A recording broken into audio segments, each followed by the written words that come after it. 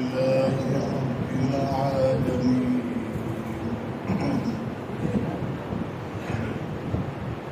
والصلاة والسلام على سيد المرسلين وعلى آله الطيبين الطاهرين. أما بعد فقد قال الله تبارك وتعالى في القرآن المجيد والفرقان الحميد: أعوذ بالله من الشيطان الرجيم. بسم الله الرحمن الرحيم. يا أيها الذين آمنوا لا ترفعوا أصواتكم فوق صوت النبي ولا تجهروا له بالقول كجهر بعضكم لبعض أن تحبط آمالكم وأنتم لا تشعرون. إن الذين يغضون أصواتهم عند رسول الله أولئك الذين امتحن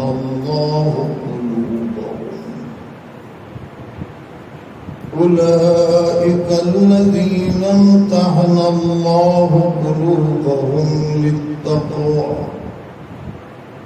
لهم مغفرة وأجر عظيم. إن الذين ينادونك من وراء الحجرات أكثرهم لا يعقلون. ولو أنهم صبروا حتى تخرج إليهم لكان خيرا لهم والله غفور رحيم. صدق الله العلي العظيم. अदब गाहिस्त तेरे आसमां अज अर्श नाज़िक तर नफस गुम करद पायज़ीदी का।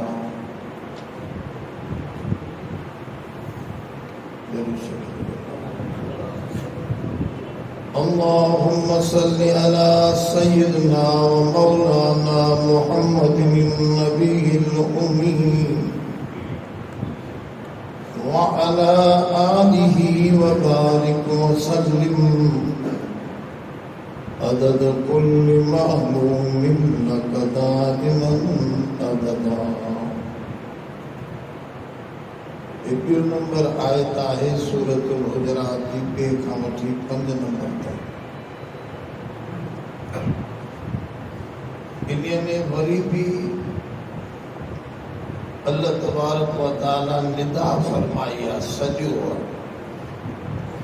या अय्युहल्लज़ीना आमनू ऐ ईमान वारा। बार बार छो थो सॾे? हिकिड़ो वजह त मां कल्ह खे अर्ज़ु कयो त इहा कम खे करण लाइ उभारण जो अंदाज़ आहे, सॾ करे उनखे मुतवजे कजे। ईमान सां सॾ कजे त जीअं ही अॻिते हुकुम अचे थो उहो ईमान वारनि जे लाइ आहे ऐं ईमान जो हिसो आहे। ईमान जी कैफियत में इज़ाफ़ो थींदो इन्हनि अदबनि सां। इन जे करे मोमिननि खे सॼे करे वरी ख़िताब थो करे। कॾहिं तकरार तवजे ॾियारण लाइ बि हूंदो आहे। मसलन बुखारी शरीफ जी हदीस में आहे, हज़रत मुआज़ इब्न जबल हुजूर जो प्यारो नौजवान हो, असीम तरीन। वो चए थो त मां सोने करीम जन सां पोयों खच्चर ते सुवार हुयुसि। बैनी व बैन रसूलुल्लाह, मुंहिंजे ऐं रसूल जे विच में मुअख़रतुर रहल, माना उन हने जी काठी ही। इन में अॻे जेको घोड़नि ऐं खचरनि ते गद्दी ठाहींदा, उन जे हेठे हिसे में काठी हूंदी, उनखे हनो चवंदा। त उन उहा काठी मुंहिंजे रसूल जे विच में हुई। मां बिल्कुलु हुजूर जे पोयों ई मुतसिलन वेठो हुउमि, जो हुजूर लोॾे में सोने करीम जन जी पुठी मुबारक मुंहिंजे सीने सां पई लॻे। माना एतिरो असां गॾु वेठा आहियूं। इन करे मां अॼु रखंदो आहियां त सहाबा जो शान अजीब आहे। असां तव्हांखे इस्म मोहम्मद मिलियो आहे, इन्हनि जो बि वॾो शान आहे त जन खे इस्म सां गॾु नबीअ जो जिस्म मोहम्मद मिलियो, उनजो त तमामु वॾो शान आहे।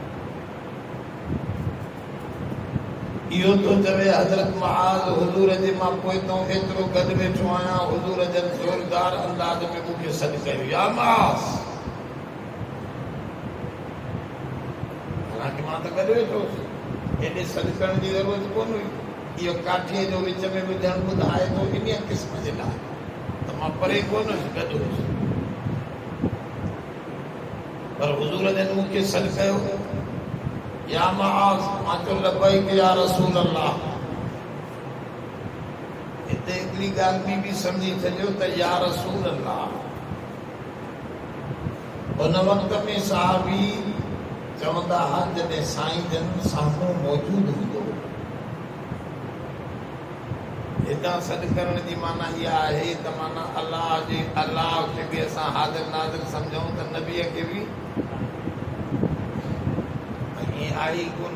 अल्लाह सां बराबरी आहे वस्फ़ में, लैस कमिस्लिही शैउन, अल्लाह जे बराबर त कोई कोन्हे, उनजो मिसलो मिसाल कोन्हे। त ही मुतसिलन वेठा, हुजूर जन हिकु दफ़े सॾु कयो, मां हाज़िर चयो, वरी साईं जन ॿियो दफ़ो सॾु कयो, या मुआज़। वरी मां लबैक या रसूल अल्लाह, वरी टियों दफ़ो सॾु कयो। हालांकि मां मुतसिल गॾु वेठो आहियां, मां चयो मां हाज़िर आहियां साईं। इहो उलमा लिखियो, जेके टे दफ़ा गॾु वेहण जे बावजूदु सॾु करे थो पियो, इन जो मतिलबु इहो हो त जेका अॻिते मां ॻाल्हि तोखे सम्झाइणु चाहियां थो, एॾी अहम आहे जो तुंहिंजो पूरो तवजो मूं ॾे हूंदो, तांजो मां उहा तोखे अहम ॻाल्हि सम्झायां। हुजूर जन फरमा, तोखे ख़बर आहे मां त अल्लाह जो बाने जे मथां कहिड़ो हक़ आहे, ऐं बाने जो अल्लाह जे मथां कहिड़ो हक़ आहे, जेको उन पाण ठाहे पाण ते रखियो। छो त अल्लाह जे मथां बाननि जो हक़ थी नथो सघे, पर उन पंहिंजे लाइ पाण इहो हिकु हक़ ठाहे रखियो आहे, अल्लाह साईं पंहिंजे मथां। मां चयो साईं अल्लाह व रसूलुहु आलम, अल्लाह जे रसूल खे ख़बर, मूंखे कहिड़ो पतो। पोइ हुजूर जन इहे अल्फाज़ फरमाया त ॿुध मुआज़, अल्लाह जो बाने जे मथां हक़ इहो आहे, अन ताबुदुल्लाह वला तुशरिक बिही शैआ, अल्लाह जी इबादत ख़ालिस्तन करे, उन सां कंहिंखे बि हमसर बराबर शरीक न बनाए। जो बाने जे मथां अल्लाह जो हक़ आहे। अल्लाह सां न ज़ात में, न सिफ़ात में, न न उन जे कमनि में को ॿियो शरीक मने। हू कमनि में बि ला शरीक आहे, पंहिंजी सिफ़तनि में बि ला शरीक आहे, पंहिंजी ज़ात में बि ला शरीक। इहो बाने जे मथां हक़ आहे। अल्लाह पंहिंजे मथां हक़ इहो रखियो आहे त जेको अल्लाह सां शिरक न कंदो, उन जी इबादत कंदो रहंदो, अल्लाह उन जे मथां पंहिंजे मथां हक़ रखियो आहे त हिनखे ज़रूर मां जन्नत में दाख़िल कंदुसि, जहन्नम खां बचाए ज़रूर जन्नत में दाख़िल थींदो। अल्लाह जे मथां हक़ आहे त मुवहिद खे अल्लाह ताला जन्नत ज़रूर अता कंदा आहे। जेको मुवहिद रब जी इबादत बि करे थो ऐं हुन सां कंहिंखे शरीक नथो रखे। ॾिसो हिते 3 दफ़ा सॾ कयूं, हालांकि हुज़ूर गॾु आहे, हुज़ूर सां गॾु हज़रत मां। इहो सॾ करण जी तवजे सां आहे त हिते अॼु हिन सूरत में 5 दफ़ा या अय्युहल्लज़ीना आमनू अल्लाह त गॾु आहे। पोइ छो थो सॾ करे त मोमिन मुतवजे थी। ई आम ॻाल्हि तोखे सम्झायां थो। पहिरीं ॻाल्हि त उहा अक़ल जेका तव्हां सम्झी अल्लाह रसूल खां आगराही न कयो, हुनजो हुकुम अचे थो त पइजी वञो। पंहिंजा ख़्यालात, पंहिंजूं ॻाल्हियूं, पंहिंजे नफ़्सानी ख्वाहिशात खे अॻु में न रखो। ॿियो हुकुम इहो अॼु अचे थो, ला तरफ़ऊ अस्वातकुम, पंहिंजे आवाज़ खे बुलंद न कयो। आवाज़ नबी साईं जे अॻियां उन वक़्त जो हुकुम आहे। इहो हुकुम कुझु उलमा बाद में बि रखियो। कई मसला आहिनि, मां चवां पहिरियों सम्झी वञो। ला तरफ़ऊ अस्वातकुम, पंहिंजे आवाज़नि खे सोने करीम जे साम्हूं बुलंद न कयो। नबी साईं जे आवाज़ खां पंहिंजो आवाज़ बुलंद न कयो। ज़ोर ज़ोर सां ॻाल्हाइण, इहो पंहिंजी वॾाई ॾेखारण। आहिस्ता ॻाल्हायो। नबी साईं सां ॻाल्हायो था, नबी साईं पाण जहिड़ो त कोन्हे। पोइ इहो मसइलो अॻिते सम्झाए। अॻिते फरमाऊं, वला तजअलू लहू बिलक़ौलि कजहरि बादिकुम लिबास। जीअं पाण में हिक ॿिए सां ॻाल्हाईंदा आहियो, अहिड़े अंदाज़ में बि नबी साईं सां न ॻाल्हायो।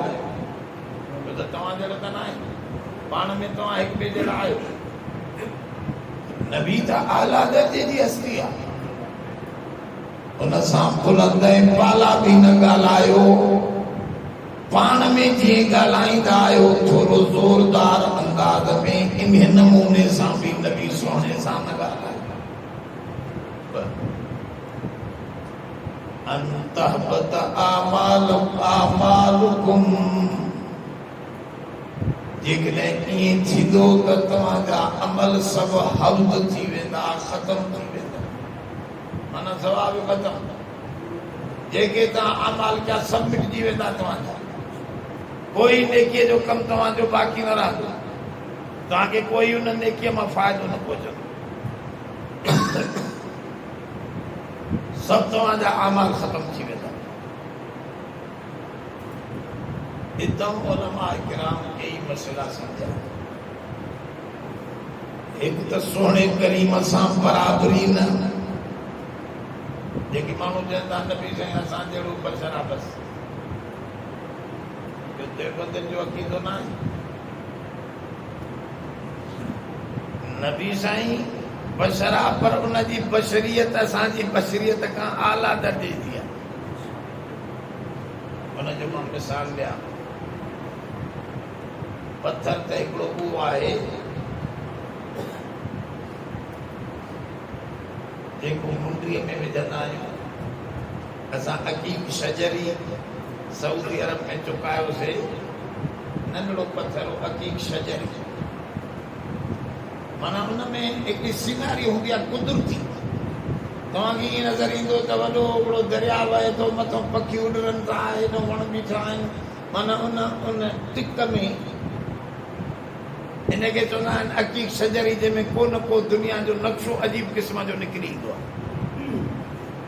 त मूंखे चए पियो साईं 500 इन खे बि उन दौर जी ॻाल्हि आहे जॾहिं असांजे रुपए जो 7 रुपयनि जे बराबरि रेट हुयो। 7 रुपया पाकिस्तानी रियाल उन्हनि जो। मूंखे चई 500 रियाल जो आहे। बोली साहिब इहो अकीक शजरी बाबा पत्थर बि छासीं पत्थर पत्थर वॾा वॾा क़ीमती बि आहिनि। त हिकिड़ो पत्थर त उहा, ॿियो पत्थर त हीउ आहे जेको असां रोड ते विछायूं था। सभु हिक जहिड़ा आहिनि छा पत्थर? तूं असां हिन रोड ते विछाइण जहिड़ा पत्थर आहियूं। नबी साईं जेकॾहिं बशर आहे त उहो सिर ते ताज बनाए सजाइण जहिड़ी हस्ती आहे। बल्कि असांजे बुज़ुर्गनि लिखियो आहे त असांजे नबी करीम सल्लल्लाहु अलैहि वसल्लम जो एॾो दर्जो ऐं मर्तबो आहे, जेकॾहिं को सम्झे त असां वांगुरु आहे, इहो कुफ्र में दाख़िल थियो। ॾिसो पाण वांगुरु जीअं असां तव्हां हिक ॿिए सां ॻाल्हायूं, अहिड़े अंदाज़ में बि उन सां नाहे ॻाल्हाइणो। हिन जी माना हे असां जहिड़ी हस्ती जेकॾहिं तूं सम्झो त अंता बता अमल को, अमल सभु बर्बाद थी वेंदा।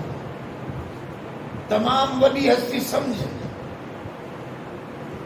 मज़र अतम आहे। इन करे असांजे बुज़ुर्गनि लिखियो आहे अल्लाह अर्श ते आहे,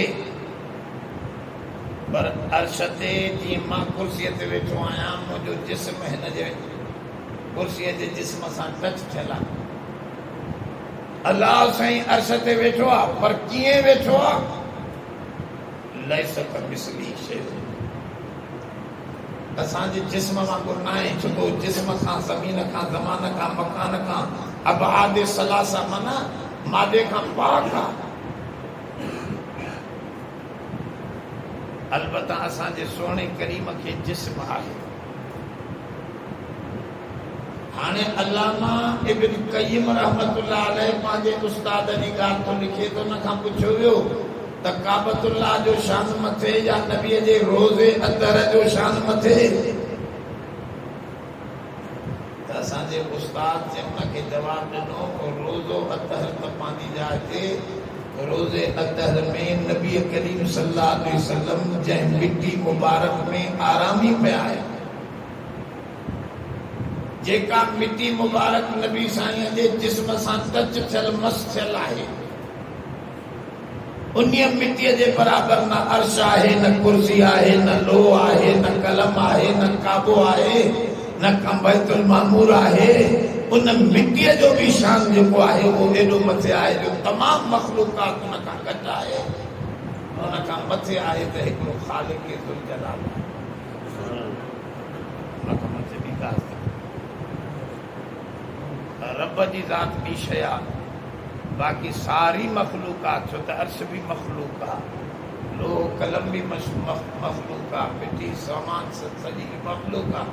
ऐं असांजो अक़ीदो आहे त उहा मिट्टी जेका सोने जे जिस्म सां लॻल आहे, उहा बि मख़लूक़ात में सभ खां जॾहिं मथे आहे त नबी साईं असांजे रोकी थियो। असां जहिड़ो माना जिन्स असांजीअ में आहे, जंहिंजो मां मिसाल हिकिड़ो तव्हांखे पत्थर जे अंदाज़ में ॾिनो। जिन्स इंसानियत मां आहे, आदम जी औलाद आहे, बाक़ी हुनजो जेको शान आहे कंहिं बि लिहाज़ खां असांजे उलमाउनि तफ़सील सां गुफ़्तगू कई आहे। असांजो ॾिसण बि पंहिंजे अंदाज़ जो, नबीअ जो ॾिसण बि सही। बुखारीअ जे अंदरि लिखियो पियो आहे, सही हदीस में हुज़ूर फरमा, पोइ तो निमाज़नि में सफ़ूं सिधियूं करे बीहो, जीअं मां अॻो ॾिसंदो आहियां तीअं पोयों बि मां ईअं ई ॾिसंदो आहियां, मुंहिंजे ॾिसण में कोई फ़र्क़ु कोन्हे। इनजे करे मूंखे तव्हां पोइ तो नज़र ईंदा आहियो सभु रे ॾिंगा पिला न बि उछंदा पिया।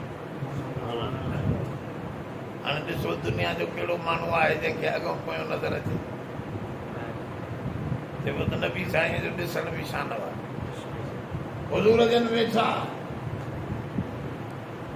हिकिड़ो आवाज़ थियो, साहबा चयो असां न ॿुधो। हुज़ूर जन छिरक भरे उथी बीठा, फरमा तव्हां ॿुधो? असां चयो असां न ॿुधो।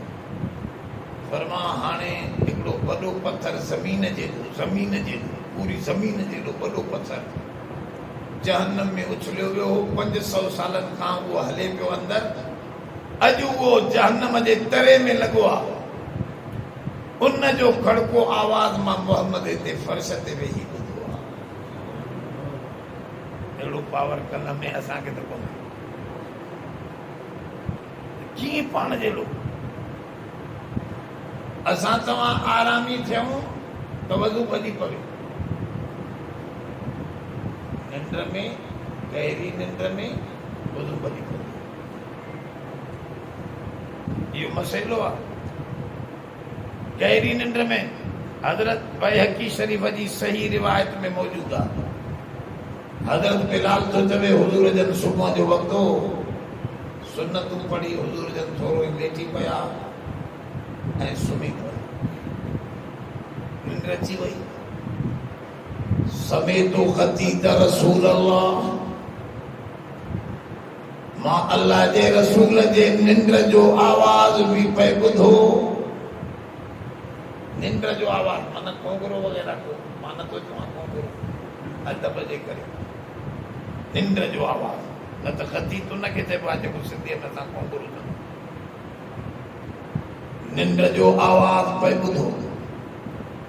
देर थी वई, करीबो सिज निकिरे त साहबा मूंखे चयोसि हुज़ूर खे साईं जन खे उथारियो त निमाज़ पढ़ा, टाइम वञे। मां मथों बीही आहिस्ता चयो अस्सलातु खैरुम मिनन नौम, निमाज़ निंड खां भली आहे। निमाज़ निंड खां भली आहे। इहो मां जुमिलो जो चयो त हुज़ूर ज़िंदगी में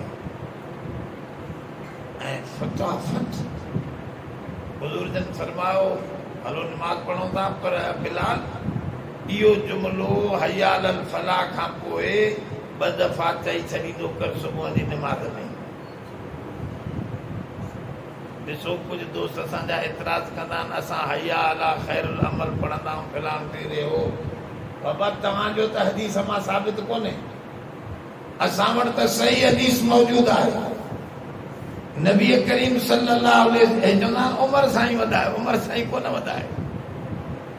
इहो ख़ुदि मुंहिंजे सोने करीम जन हज़रत बिलाल खे चयो इहो जुमिलो ॾाढो सुहिणो आहे। निंड खां निमाज़ बहितर आहे। चयो त छड़ो निंड खे वियो आहे, पर सभु शइ खां निमाज़, दुकान खां, मशीन खां, ज़मीन खां, नौकरीअ खां निमाज़ बहितर आहे। पर इहो मौक़ो निंड जो आहे, हिन जे करे हिते निंड ॾाढो ठरे थी पई। इहो जुमिलो तूं वधा। हुज़ूर जन आया, वुज़ू न फरमायो, निमाज़ पढ़ायो त साहबा चयो साईं तव्हां त निंड में हुयो, असां तव्हांजो आवाज़ बि निंड जो पिया ॿुधूं, तव्हां त गहरी निंड में हुयो। तव्हां बिना वज़ूअ जे निमाज़ वज़ू ई न फरमायो, ईअं निमाज़ पढ़ाई।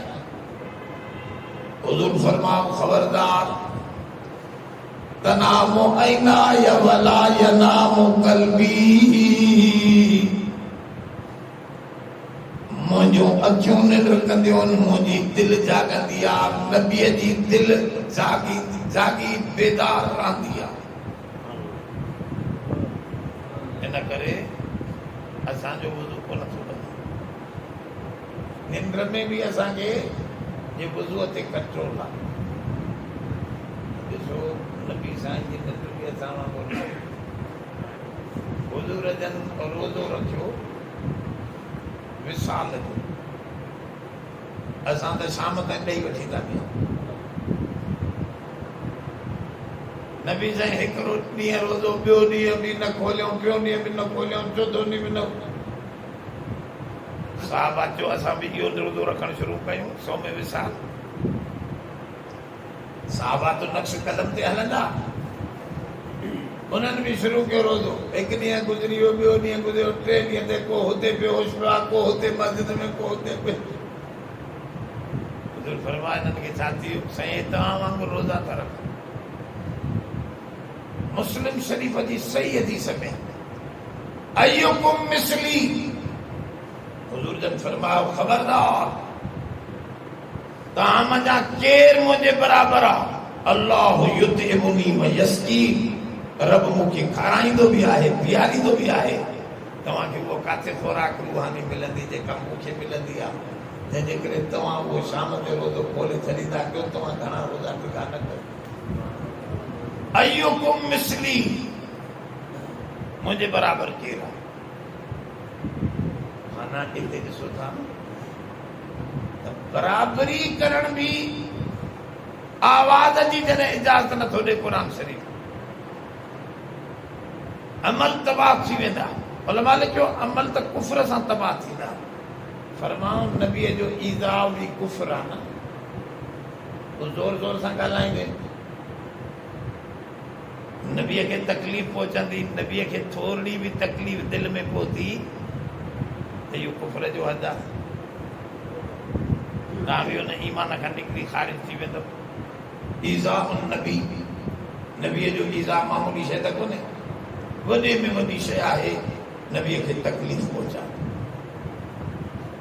इन करे असांजे बुज़ुर्गनि लिखियो आहे यज़ीद खे चङो मुड़ुस न सम्झो,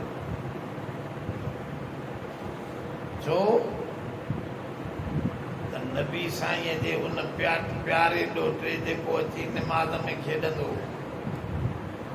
नबी साईं सां जंहिंखे नबी साईं पंहिंजी ज़बान मुबारक चूसाईंदा, जंहिंखे कुलनि ते खणी घुमाईंदा, जंहिंजे लाइ फरमा अल्लाह मां इन्हनि सां प्यार कंदो आहियां ॾाढो, जेको इन्हनि सां प्यार करे तूं उन्हनि सां बि प्यार कर। एॾियूं अज़ीम हस्तियूं उन्हनि खे एतिरी तकलीफ़ में शहीद कयो ऐं उनजो कोई यज़ीद इंतकाम न वरितो, यज़ीद आडर न कयो। भला उन्हनि खे कोचड़ा हणाए त तव्हां हेॾी ज़्यादती छो कई? जॾहिं उन इंतकाम उन्हनि खां न वरितो त इन जी माना इहो ख़ुदि इन में शरीक आहे, इन जे आडर सां थियो आहे।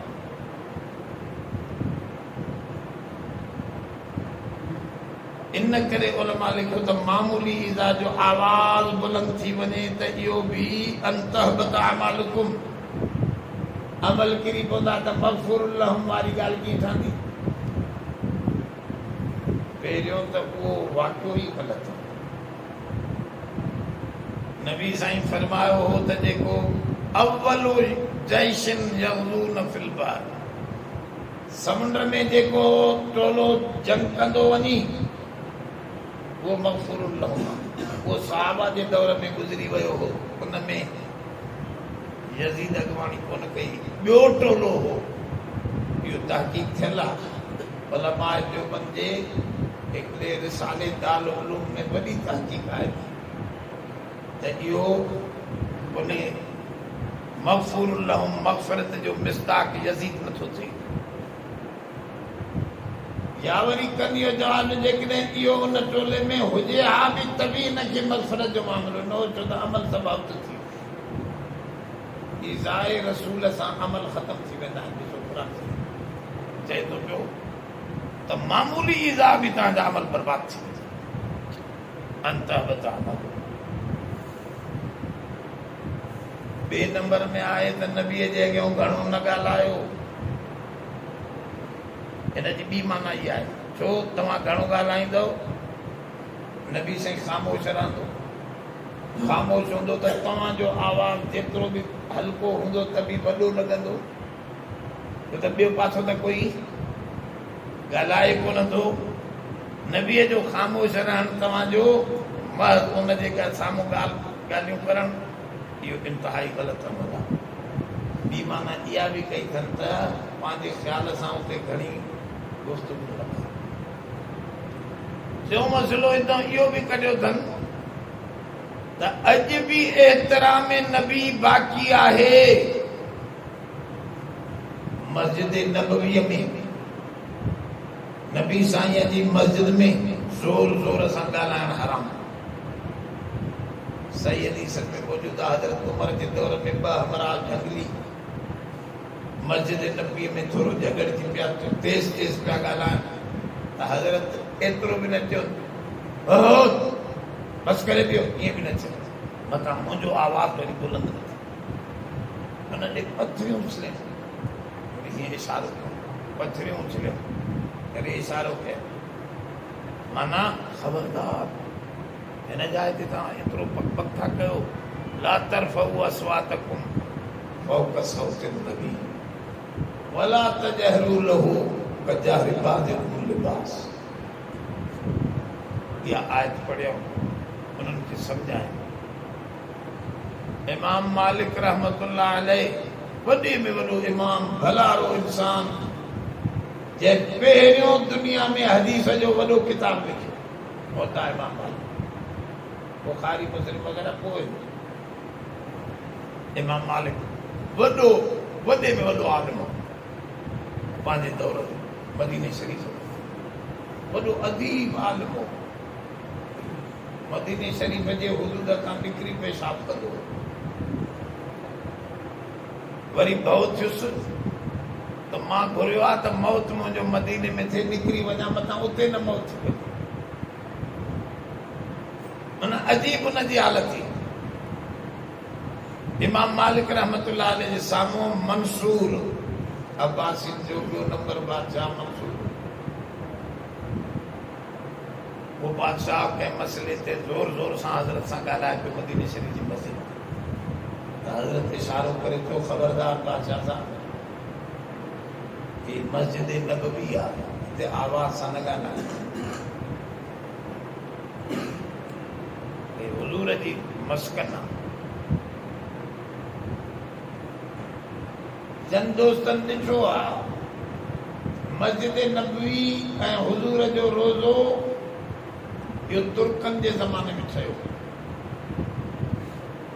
तुर्कनि खां थोरो अॻे आहे इहो उहो अथवे अबू बकर उन दौर जो अबू बकर नालो हुयुसि मौलाना सादी रहमतुल्लाह अलैह जे दौर जो माण्हू चवनि था चवनि था इन्हनि जॾहिं इहो रोज़े अदर उन उहो रोज़ो त उन ज़माने में ठहियो बाक़ी ॿाहिरीं मस्जिद जेका आई आहे तुर्कनि में ठही वो तुर्किन जो मेंबर भी जुदा न रहंदो आहे हेॾो हिकिड़ो हुज़ूर जो मेंबर आहे हुनजे भिक वरी परों तुर्किन जो मेंबर आहे तुर्किन वधाई आहे मस्जिद जेका मथां कुबन वारी आहे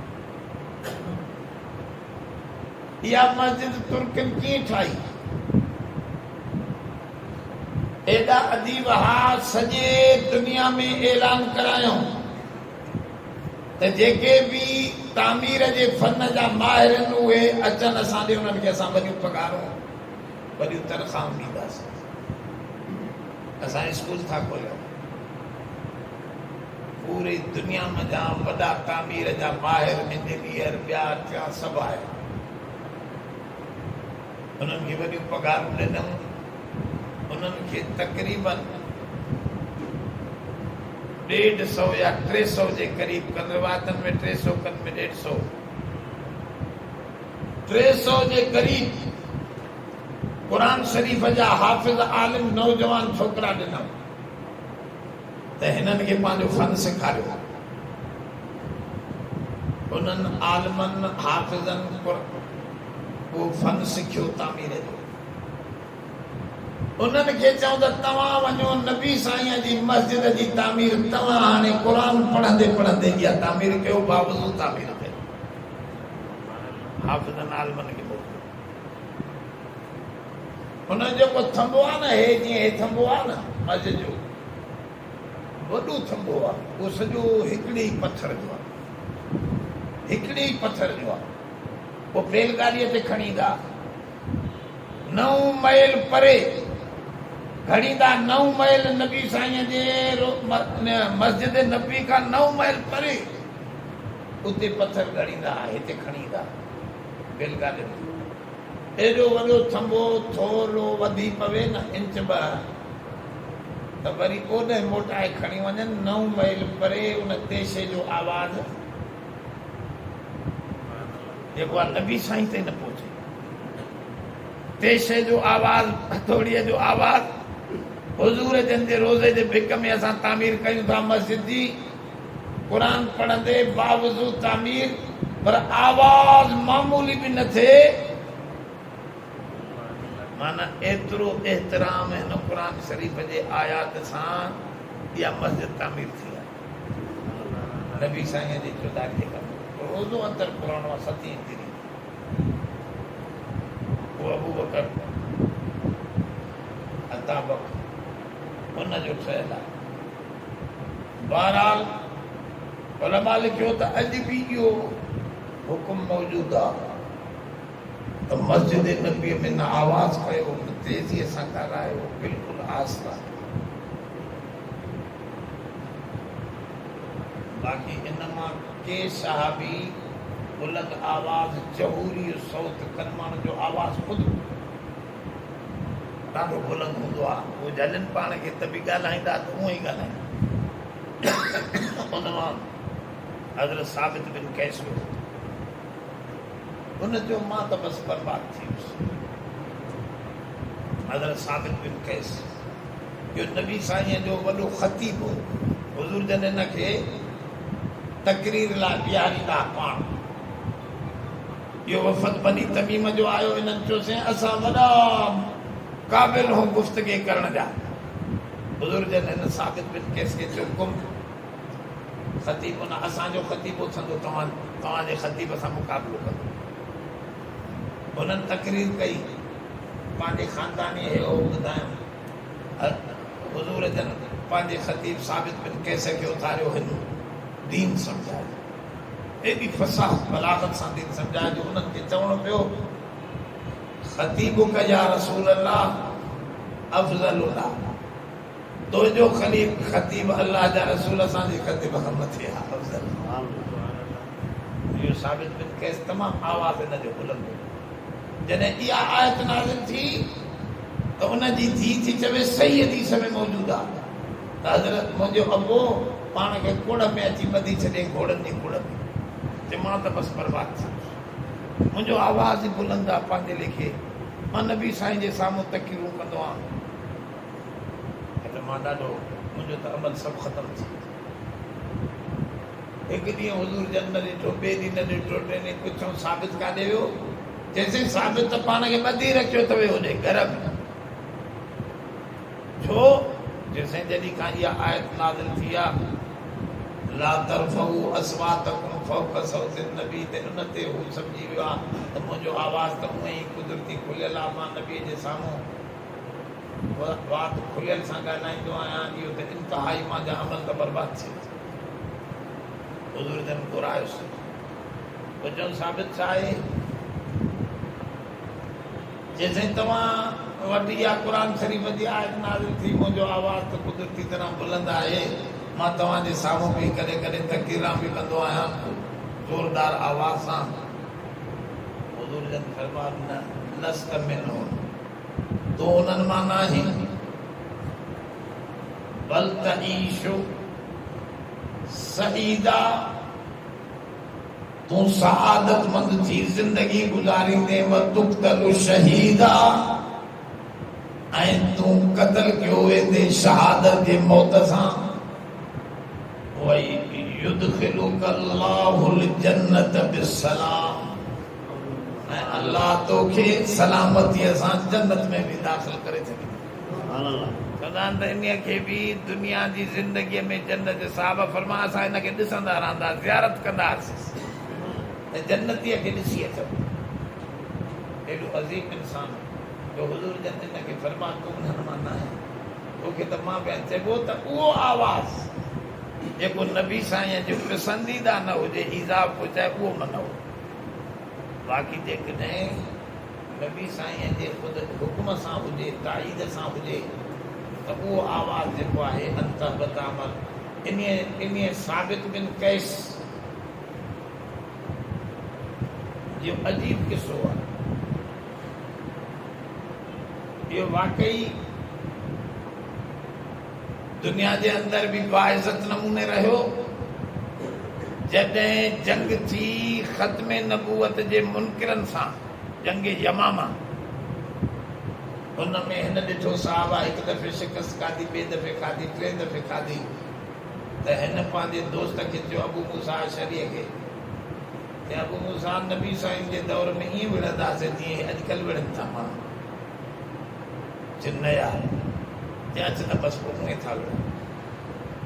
खॾो खोटे उन में अंदर पाण वेही बीही ऐं उते तलवार विच जंग में शुरू कयूं।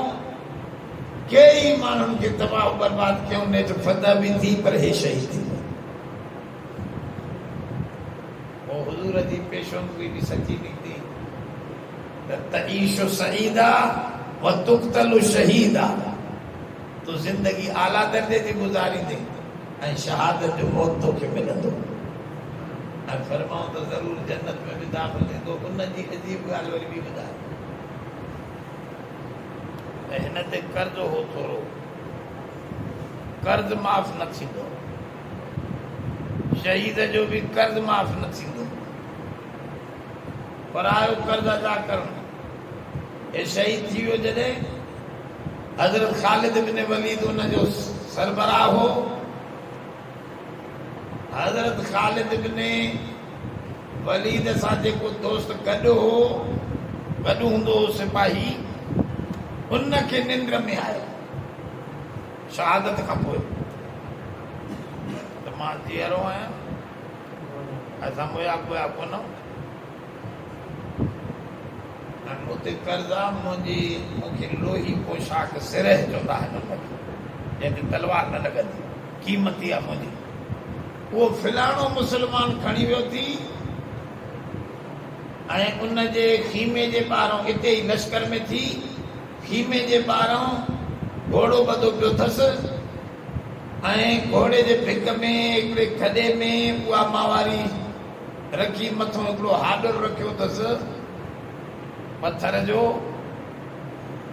उन मावारी पोशाक लोहीअ जे मथां वरी मथां पालान विझी छॾियो, घोड़े जी जेका झुल थी आहे उहा मथां विझी छॾी अथसीं, इहा हिन खां वठि ऐं ख़ालिद खे वरितियूं वञ। ख़ालिद खे चओ त इहा हुन खां वठे ऐं अबू बकर साईं खे चइजो त मुंहिंजो कर्ज़ो लाहे, सम्झेसि उते कर्ज़ो आहे, तूं वक़्त जो हुकुमरान आहे, मुंहिंजी मदद कर, मुंहिंजे कर्ज़ लाहे छॾ पियो।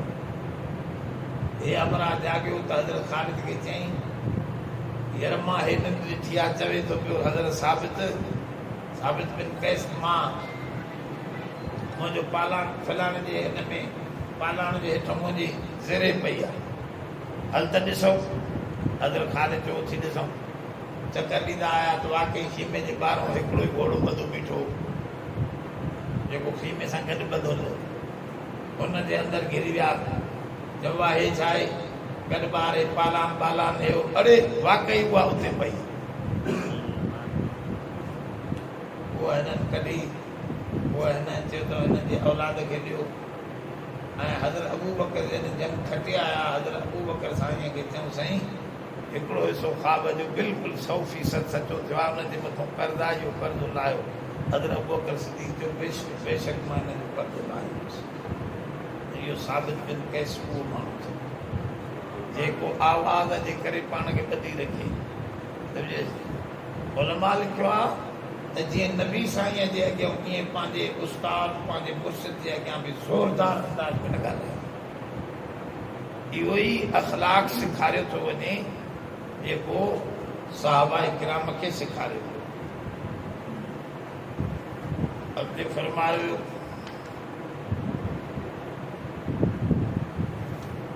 वला तजहरू लहू बिलकौल कजहरि बादिकुम लिबास। हिक ॿिए सां जीअं ॻाल्हायो था इन अंदाज़ में न ॻाल्हायो। हितां उलमा लिखियो, हिक ॿिए सां नालो वठी ॻाल्हायो।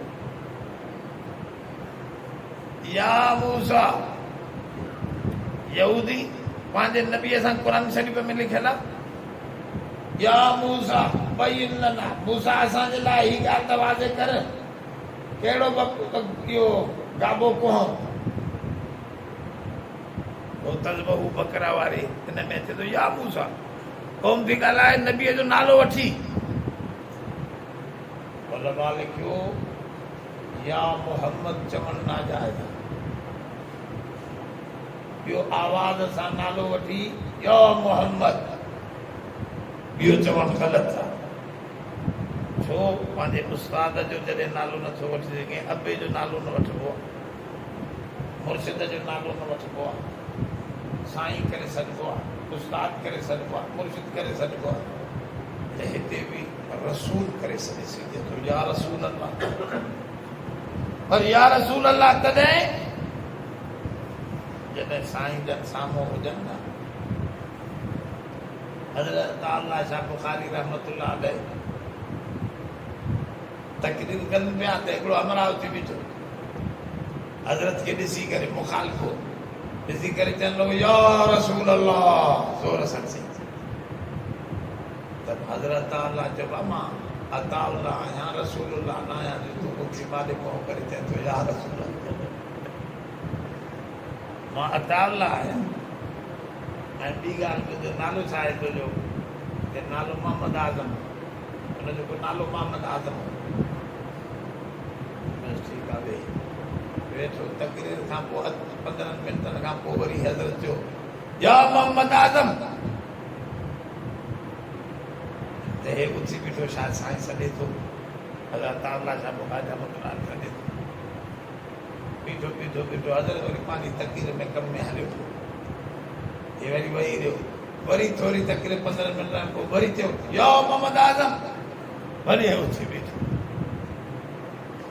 वरी हज़रत तकरीर में हेॾे होॾे बसि। टियों दफ़ो जॾहिं सॾु कयूं त चई साईं सॼो त तव्हां चओ त कुझु कोन था, का हुकुम आहे त मूंखे ॿुधायो। चई इहो ई त मसइलो सम्झायां थो न तोखे, तूं जो चवें थो या रसूल अल्लाह, सॾु त करे थो हितां बीह करे, हालांकि इहा बेअदबी आहे, हिते घुरायो तुंहिंजो कमु आहे त तूं उते वञ न, नबीअ खे हेॾे सॾु करे थो। ॿिए नंबर में तुंहिंजो कमु आहे जेकॾहिं सॾे थो त कुझु चओ बि दरूद बि त पढ़ न, कुझु ॻाल्हि त कर त सही न। मां जो छड़ो तोखे सॾियां पियो त तोखे कावड़ लॻी न, त नबीअ खे जो तूं छड़ो सॾे थो या रसूल अल्लाह बसि, अॻिते त कुझु नथो चवे त छा करिणो आहे साईं, उहो त तूं अर्ज़ु करे ई कोन थो, त कीअं इहो छड़ो सॾु करणु जेको आहे इन खे तूं छा थो सम्झे, या त बेअदबी आहे।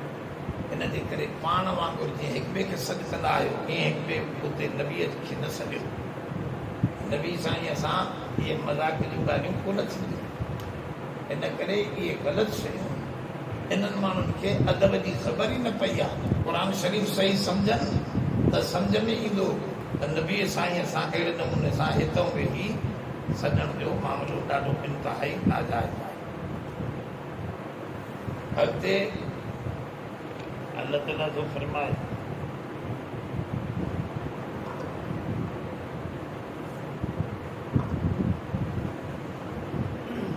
इन्नल्लज़ीना यग़ुज़्ज़ूना अस्वातहुम इंद रसूलिल्लाह, बेशक जेके माण्हू पंहिंजे आवाज़ खे धिको रखनि था अल्लाह जे रसूल जे अॻियां, उलाइक अल्लज़ीना इम्तहनल्लाहु क़ुलूबहुम लित्तक़वा, अल्लाह इन्हनि जी दिलनि खे तक़वा जे लाइ मांझे साफ़ करे छॾियो आहे। जे इम्तिहान सां शइ सुठे ऐं खरे जी साफ़ थी वेंदी आहे। अल्लाह ताला फरमाए उलाइक अल्लज़ीना इम्तहनल्लाहु क़ुलूबहुम, अल्लाह इन्हनि जे दिलनि खे आज़माए साफ़ करे रखियो। सहाबा जी तारीफ़ कई थी वञे त जेके नबी साईं जे साम्हूं आवाज़ खे धिको रखनि था, इहो बि असांखे कम जी तरकीब आहे। उलमा लिखियो अहिड़ा अहकामात जीअं असांखे ॾिना विया आहिनि त इहे उम्मत जा सहाबा जा अहकामात ख़ुदि नबी करीम सल्लल्लाहु अलैहि वसल्लम हुज़ूर जन खे फरमायो लिन्त लहुम, इन्हनि लाइ नरम थी रहो, हुज़ूर खे चयो थो वञे। ऐं अचनि त इन्हनि जे लाइ इस्तग़फ़ार घुर, माफ़ी घुर। तो वटि अचनि न तुंहिंजा उम्मती त उन्हनि जे लाइ माफ़ी घुर। माना नबी साईं खे बि सम्झायो। नबी साईं हिकिड़े सहाबीअ खे नाबीने अब्दुल्लाह इब्न मक्तूम रज़ी अल्लाह अन्हु खे एॾो काफ़िरनि जा सरदार वेठा, वो घड़ी घड़ी को दीन जो मसलो पियो पुछे, हुज़ूर जन खे थोरी नागवारी थी, मथों आयत नाज़िल थी, अबस व तवल्ला अन जाअहुल आमा। ऐं सोना तूं मुंहं में थोरो गुंज छो थो विझे जॾहिं नाबीनो थो अचे? तोखे कहिड़ी ख़बर मता हू मुस्लमान ई न थियनि, पंहिंजे मुस्लमाननि खे मसइला सम्झ। हेॾे तवजो रख। ॿी जाइ ते फरमायो वस्बिर नफ्सक मा अल्लज़ीन यदऊन रब्बहुम बिलग़दाति वल अशी। ऐं सोना तूं गॾु रहंदो कर जेके सुबुह शाम मूंखे यादि कंदा आहिनि। इन्हनि माण्हुनि सां गॾु रहो, इन्हनि खे पंहिंजे सोहबत जो फ़ैज़ पहुचे, इन्हनि सां गॾु रहो जीअं असांखे सम्झाए थो वञे न। ऐं नबी साईं खे बि इन्हनि सां मुहबत प्यार सां रहो। माना इहो इस्लाम जो वॾो उसूल आहे। त छड़ो पुटनि खे नथो सम्झाए, पीउ खे बि सम्झाए थो त तुंहिंजे पुटनि जा बि तुंहिंजे मथां हक़ आहे। छड़ो ज़ाल खे नथो सम्झाए, मुड़ुस खे बि सम्झाए थो वञे त तुंहिंजे मथां बि हिन घरवारीअ जो हक़ आहे। छड़ो रैयत खे कोन थो सम्झाए वञे त उलिल अमर जी ताबेदारी कयो, बल्कि बादशाह वक़्तु अॻवान खे बि सम्झाए थो वञे त ख़बरदार इन्ही माण्हुनि जो तुंहिंजे मथां हक़ आहे। त ॿई पासा इहे सभु शयूं इस्लाम जे मुतवाज़िन निज़ाम जी निशानदेही आहे। अल्लाह ताला फरमाए असां इन्हनि जे दिलनि खे मांझे रखियो, चइबो त तक़वा दिलि जो नालो। हिकिड़ा माण्हू चवंदासीं असां ॻाल्हाइण थोरो ॾुंघियो आहे, पर दिलि में असांजी ख़राबी न थी। बाबा इहो दिलि खां ई न निकिरंदो आहे न ॻाल्हाए। जेका शइ दिलि जे अंदरि पई हूंदी, हमरा चइबोसीं तन सफ़ा मन सफ़ा, कौल मोहम्मद मुस्तफ़ा, न ॾाढी न निमाज़। माना हाणे मुंहिंजो अंदरि सफ़ा आहे, कोई मूंखे दिलि जी ॾाढी आहे। मां चवंदा कणिक जो दाणो ज़मीन में सटियऊं न, मौसम बि हुजे, मिटी बि सुठी हुजे, पाणी बि हुजे, टाइम ते तूं कणिक जो दाणो सटियो आहे, फुटे नथो त या चवंदासीं ॿिज ॻरी वियो या ॿिज नाकिसो कंदो हो। ॻाल्हि सम्झो था अलाए न। ईअं ई दिलि जे अंदरि जेकॾहिं ईमान ताज़ो आहे, टाइम आहे, उनखे अहिड़े दरसनि जो पाणी बि मिलंदो रहियो, को बि निमाज़ जी शौक़ु पैदा नथो थिए, नेकी ॿाहिरि नथी निकिरे, ज़ाहिर नथी थिए, त लॻे थो त उहो ॿिज या कुमाणियो पियो आहे, या उनखे सही पाणी न मिलियो आहे, या वरी ॿिज ई ख़तमु थी वियो आहे, बसि ॿाहिरों थोरो माण्हुनि सां मिलिया वेठा आहिनि। इन करे दिलि जो ख़्यालु कयो त दिलि में भलाई आई त ज़रूरु ॿार ईंदो, ॿार हुनजो अदब जो अंदाज़ ज़ाहिर थींदो। हिकिड़ो अमरा निमाज़ जे अंदरि हुज़ूर जे साम्हूं निमाज़ पढ़े बीठो, कॾहिं ॾाड़ीअ खे हणे पियो हथु ईअं करे, कॾहिं कपिड़े खे सिधो ईअं करे। हुज़ूर जन फरमायो जेकॾहिं इन जे दिलि में तक़वा हुजे हा, ख़ुशू हुजे हा, त हिन ॿाहिरि हिन जा हथ न हलनि हा। मालूम थियो त हिन जे दिलि में तक़वा न आहे। ॿाहिरों बीठो आहे नमाज़ में, पर दिलि में तक़वा न। त दिलि में बि उन आदाब सां वेझे नमाज़ जे अंदरि असां उन रब जलाल जे साम्हूं बीठा अल्लाह ताला फरमाए असां इन्हनि साहिबनि जे दिलनि जो इम्तिहान वठी इन्हनि खे पास करे इन्हनि खे छाणे कढियो आहे, सम्झाए ठाहियो आहे। अहिड़े साहिबा खे को माण्हू चवे त नऊज़ बिल्लाह इहे ग़लति आहे, हज़रत अलीअ जो हक़ हो, हे माल फुरे विया, इहो ग़लति। हज़रत अली उन्हनि सां पाण गॾु बीठो आहे, तूं छो तो कावड़ है वो पाण कर भी थियो कंहिं सां बि करबला नथो मटाए अना अबू बकर साईं सां 2 साल हज़रत उमर 10 साल हज़रत उस्मान गनी 12-13 साल गवर्नमेंट थो करे हज़रत अली काॾे वियो वो मदीनो छॾे वियो छॾे ख़ुदा गॾु थो गुज़ारे कोई जहिड़ो नथो करे हरू भरू माण्हुनि खे ग़लति सलत दिमाग़ में विझी इख़्तिलाफ़ थो विझे बाक़ी अकल इंसानी सम्झे थो त इहे सभु तारीख़ जा ढकोसला तारीख़ क़ुरान जे मुक़ाबले में न बि हिते हिकिड़ो ॿियो मसइलो बि अचे थो वो मसइलो इहो आहे त आख़िरी वक़्तु नबी करीम सल्लल्लाहु अलैहि वसल्लम मुल्क मटाइण खां 4 ॾींहं अॻु में 3-4 ॾींहं अॻु में हुज़ूर जन जे साम्हूं गोड़ थी वियो साहबा हालांकि गोड़ त न आहे करिणो मनो थियल आहे क़ुर ते त ख़लीफ़ो कंहिंखे कयूं इहो झगड़ो हले पियो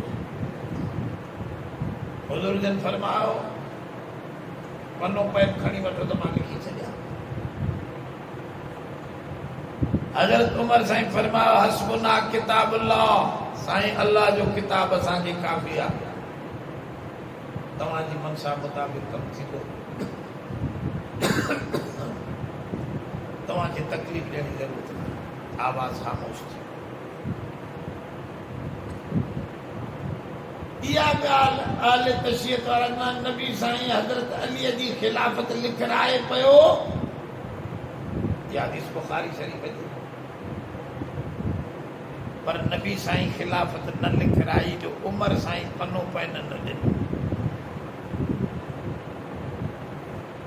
हालांकि उमर साईं त उहो कमु कयो जेको क़ुरान पियो चए त नबीअ जे अॻियां आवाज़ आहे बुलंद न कयो परेशान न कयो जेकॾहिं इहा एॾी ज़रूरी ॻाल्हि हुजे हा त नबी साईं कॾो को लिखाए न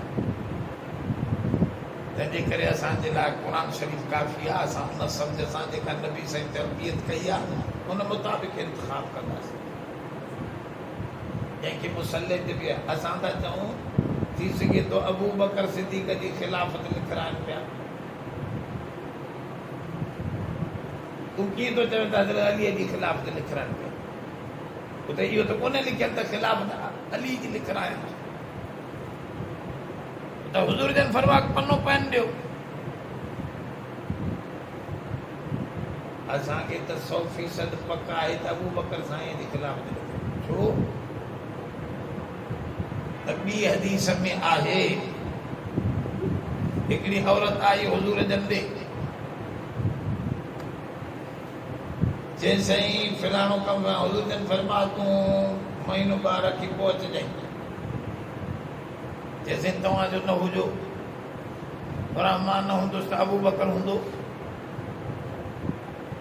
जैसे अबू बकर सिद्दीक़ बि न हुजे या त अबू बकर सिद्दीक़ न हूंदो त उमर हूंदो या त उमर न हुजे उमर न हूंदो त उस्मान हूंदो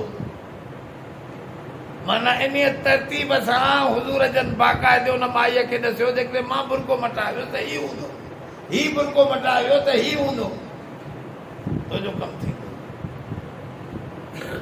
बल्कि मुस्लिम शरीफ़ जी रिवायत सही में मौजूदु आहे सही रिवायत त हज़रत अब्बास हज़रत अली साईं खे थो चवे सही हदीस में मौजूदु आहे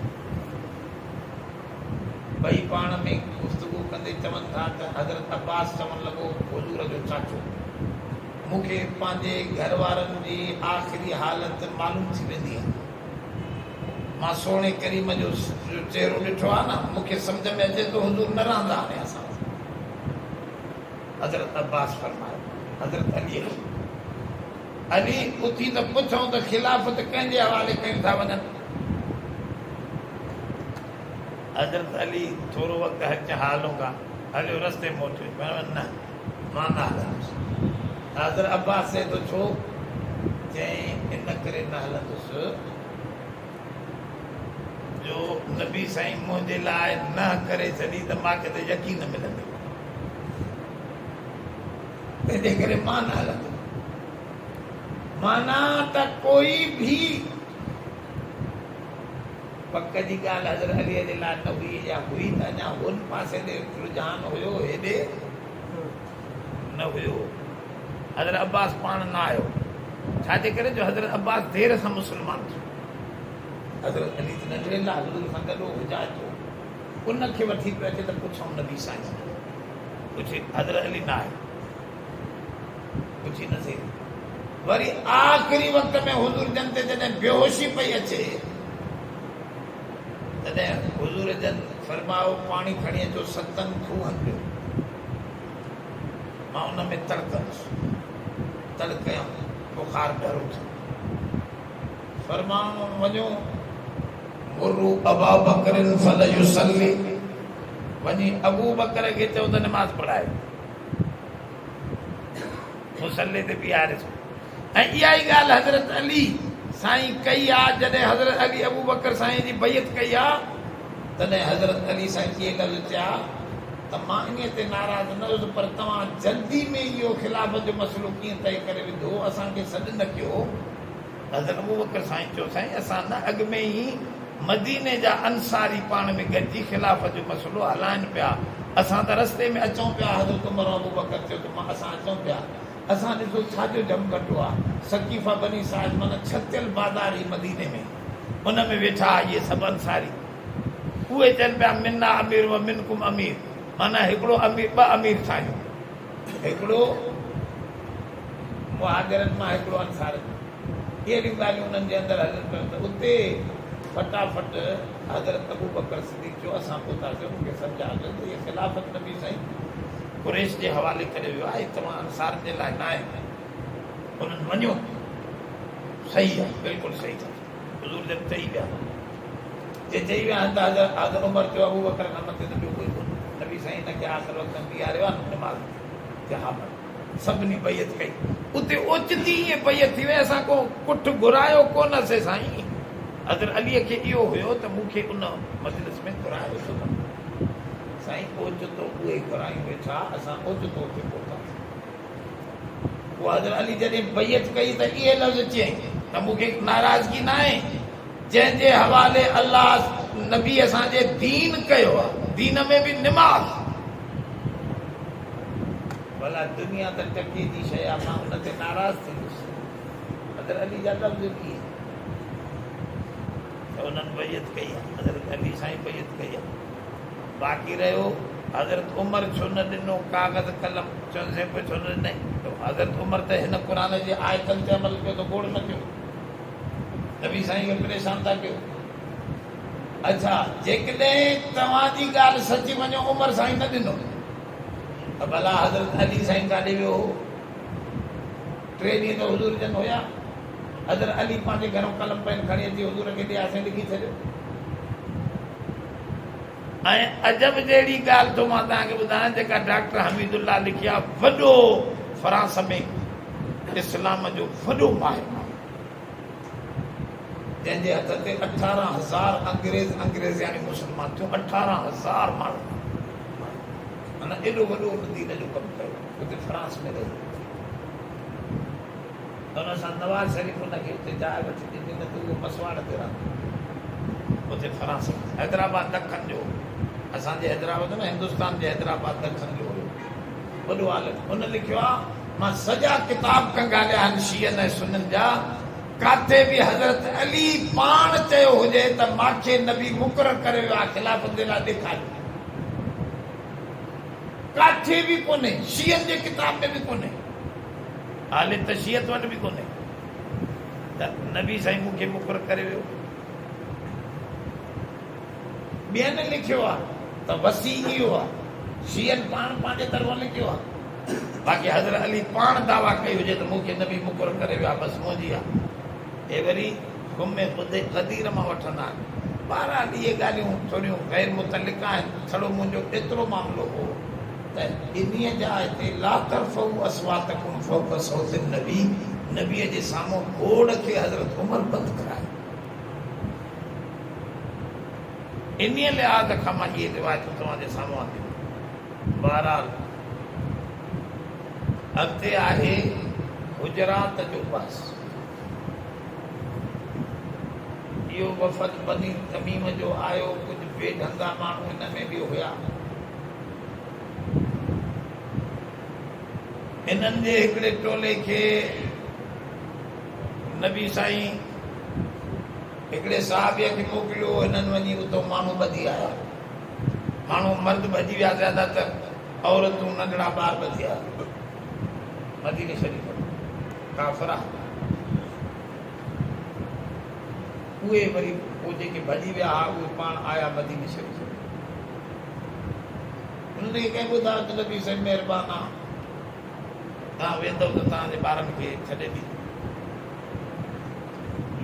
ॿारहं हुज़ूर जे हुजरात, नबी साईं जा मस्जिद हिक में हुजरात थियल आहे, जेके हाणे सभु मस्जिद में अंदरि अची विया। हाणे को बि हुजरो कोन्हे। वलीद बिन अब्दुल मलिक जे दौर में नबी साईं एतिरे ताईं माना हुया, एतिरे ताईं हुजरात हुया। काफ़िर माण्हुनि उन दौर जी तारीख़ में लिखियो, असां उहे हुजरात ॾिठासीं। नबी साईं जा कमरा नंढा नंढा ठहियल आहे घर वारनि जा। उन्हनि उहे कमरा हा 10-12 जा, 10 फुट हिकिड़े पासे जो, 12 फुट ॿिए पासे खां, ऐं मथे 10 फुट या 11 फुट हुया। उन्हनि जे दरवाज़नि ते कारो कंबल वांगुरु ओना कपिड़ा लटकियल हूंदा। ये नबी साईं जा हुजरात सॾिबा। हुजरात माना उहो पिरावीसी कमरो जंहिंमें ॿियो माण्हू दाख़िल न थी सघे। हज़रत मौलाना उबैदुल्लाह सिंधी रहमतुल्लाह अलैह लिखियो आहे त नबी साईं अबू बकर सिद्दीक़ जी नंढड़ी न्याणीअ सां छो शादी कई, ऐं बीबी हफ्सा हज़रत उमर जी न्याणीअ सां बि शादी कयूं। छो त इहे ॿई नबी साईं जा वज़ीर हुआ। वज़ीर खे बादशाह सां, हाकिम सां मुशावरत करणी हूंदी आहे, मख़फ़ी। ये मख़फ़ी मुशावरत काथे कनि? ॿी सभु जाइ ते माण्हू ॿिया घिरींदा, नबी साईं त महिरबानी आहे, कंहिंखे रोकींदा ई न। इनखे मुशावरत करण जे करे हुज़ूर जन अबू बकर साईं खां बि न्याणी वरिती, उमर खां बि न्याणी वरिती। त हाणे तव्हां त सहुरा हो, मुंहिंजे घर जा ईंदव। उते पिरावेसी में असां तव्हां सां बहस जंगियुनि जे मुतलिक़, हाज़े मामलात जे मुतलिक़ उते करे वठंदासीं। उते कोई न ईंदो। त इहा पिरावेसी जेका हुई, इन खे रखण जे लाइ इहे हुजरात हा, जेके अज़वाज मुतहरात जा हुजरात हा। हुज़ूर जन कॾहिं थकी करे आराम बि वञे अंदरि घर में कंदा हा, ॿियो को अची न सघंदो। त ही जन जा ॿार बच्चा क़ैद करे आया साहबी, इहो कबीले जा माण्हू, ॼट जाहिल जंगली माण्हू ॿाहिरों अची बीह गया, या मोहम्मद उखरुज इलैना।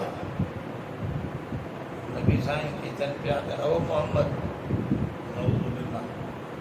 माना ईअं रुखो नालो वठी अरबनि जो दस्तूर, ॼट माण्हू सिखियल सम्झनि त कोन हा।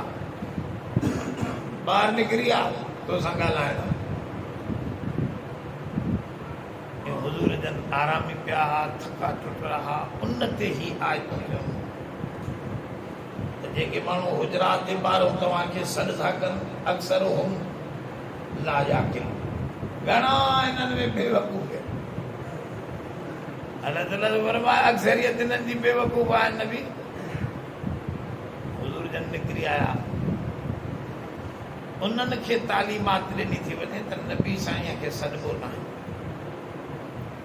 मथां आरामी हुजे, मथां अल्लाह सां मशगूल हुजे, या घर वारनि सां गॾु हुजे। छो त सभ जो हक़ आहे, नबी त सभ जो हक़ पूरो कंदा।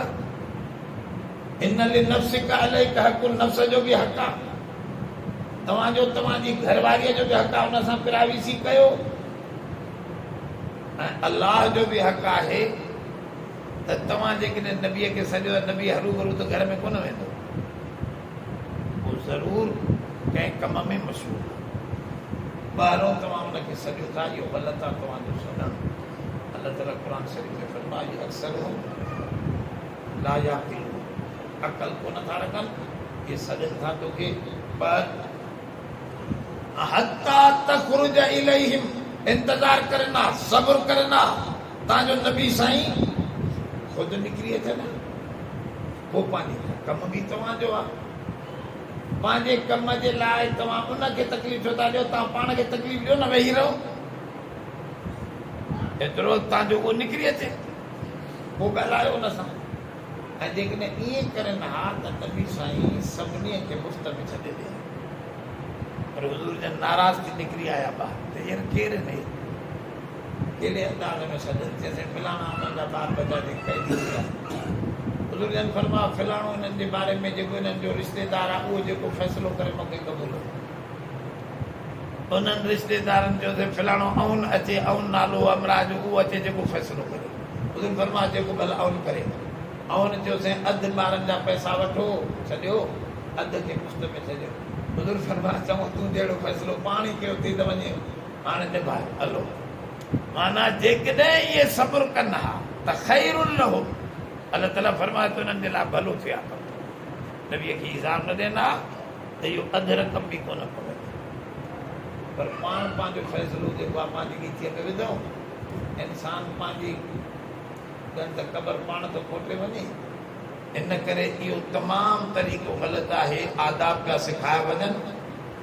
हज़रत अब्दुल्ला इब्न अब्बास नबी साईं जो सौट आहे, नबीअ जे चाचे प्यारे जो पुटु आहे, वॾो आलिम आहे। चए थो कंहिं बि साहबीअ जे दर ते मां का हदीस पुछणु वियुसि, कॾहिं बि मां उन्हनि खे धूड़ में पियो हूंदोसि मिटीअ में हेठि, पर घर में दरवाज़ो खड़काए सॾु न कंदुसि। उहो मूंखे चवंदा हुआ यार तूं नबीअ जो सौट, तूं हेॾो असांखे सॾु करे हा त असां निकिरियासीं। न मां क़ुर शरीफ़ पढ़ियो आहे, क़ुर में लिखियलु आहे त पाण जहिड़े वॾे खे ईअं ज़ोरी न कढिबो आहे।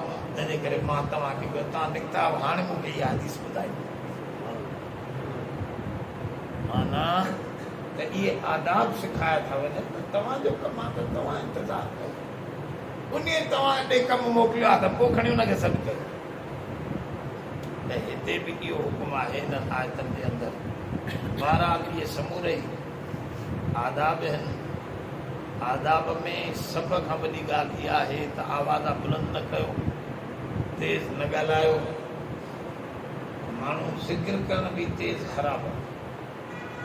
ऐं हिकिड़ा माण्हू ज़ोर सां चरनि वांगुरु चइसि नबी सही चई वियो आहे त चरनि वांगुरु ज़िक्र कयो। काथे चई वियो कमज़ोर का रिवाज वठी हुनखे गंगनि ॿधी वही रहे।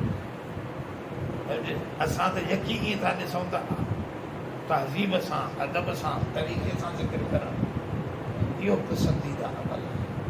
अलाह जे हज़रत ताज महमूद इमरोटी रहमतुल्लाह अलैह जे साम्हूं हिकिड़ो अमरा ला इलाहा इल्लल्लाह ला इलाहा वॾी आवाज़ सां कंदो बीठो। ताज महमूद इमरोटी रहमतुल्लाह जंहिंजो इहो तर्जुमे क़ुर हज़रत उनखे घुराए करे फ़क़ीर सिक त लिक ढोरनि वांगुरु न ढिक। सिक थी न अलाह सां लिकी लिकी उनखे यादि कर। बाक़ी ढोरनि वांगुरु ढिकी करे माण्हुनि खे ॿुधाए थो। लाउड हुजे लाउड खोले पोइ कंदो अल्लाह त पाड़े ओड़े जा सभु थी इहो ज़ुल्म। बल्कि इहो बि ज़ुल्म आहे जेको हे अॼुकल्ह कनि था। हाणे हेतिरो टाइम पियो अथव, हाणे हिकिड़ो बीमार हुनखे रोज़ो न आहे रखो, हुनजी निंड छो थो पिए न आहे इहो हराम आहे। नबी साईं जे दौर में ईअं कोन हो। उहे पोइ ठाहींदा अहिड़े नमूने सां कोन आरड़ियूं करे। माण्हू बसि आज़ान मिली हर कंहिंजो ख़्यालु आहे जेको रोज़ो रखिणो हूंदो उहो पाणे टाइम सां रखंदो। हाणे सभु कुझु ठहियलु आहे ऐं मोबाइल मिली आहे, हिन में सभु पियो आहे। उथाइण जो सामान पियो आहे, आज़ान जो सामान पियो आहे, सभु शइ हिन में पई आहे। हिसाब किताब बि हिन में आहे। हाणे किताब बि सभु हिन में आहिनि, तफ़सीरूं बि सभु हिन में पियूं आहिनि। हाणे त एॾो हुननि सहूलियत करे छॾी आहे जो तव्हां सां गॾु आहे सॼो घराणो, सॼियूं लेबरियूं, सॼो सामान गॾु पियो आहे। माण्हू घुमंदो वरितो आहे त हरूभरू हाणे ॿिए खे परेशान करण जे लाइ लाउडनि जे मथां चढ़ी आवाज़ा करणु, कसणु, टाइम बे टाइम माण्हूअ खे बेदार करणु, इहो इस्लाम जो हुकुम न आहे। इहे सभु आवाज़ा जेके आहिनि बंदि थियणु खपनि। इस्लामी कानून इन थो चवे, फतवा में ईअं लिखियलु आहे। दुआ कयो अल्लाह ताला असां सां सभिनी खे दीन ते अमल करण जी तौफ़ीक़ अता फरमाए। अदब तहज़ीब वारो बनाए। आख़िर दअवाना सुवाल आहे कॾहिं